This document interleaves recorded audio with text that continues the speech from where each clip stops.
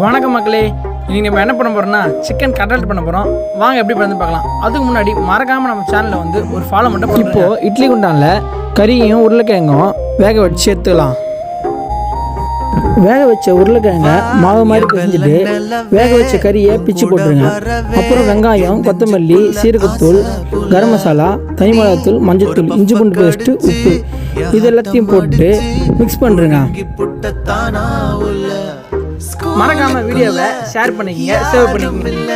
இந்த மாதிரி கட்லட் மாவை உருண்டை பிடிச்சி எடுத்துக்கோங்க. இந்த மாதிரி உருண்டை பிடிச்சதுக்கப்புறம் அதை எடுத்து மைதா மாவில் போட்டு டிப் பண்ணுறேங்க.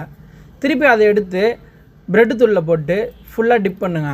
திருப்பி முட்டையில் போடுங்க. முட்டையில் டிப் பண்ணிட்டு திருப்பியும் எடுத்து ப்ரெட்டில் போடுங்க. திருப்பி டிப் பண்ணிட்டு இப்போ நம்ம இதை எடுத்து எண்ணெயில் போட்டு பொரிச்சிக்கலாம்.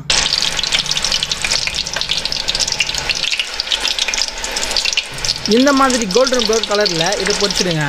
வாவ், சூப்பராக இருக்குல்ல. வாங்க இப்போ நம்ம இதை சாப்பிட்டு பார்க்கலாம். டொமேட்டோ சாஸில் இது மாதிரி டிப் பண்ணிட்டு சாப்பிட்டு பார்க்கலாம்.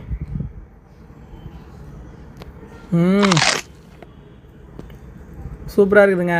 நீங்களும் வீட்டில் செஞ்சு சாப்பிட்டு பாருங்கள். மறக்காம நம்ம சேனலை ஃபாலோ பண்ணுறோங்க. பாய்.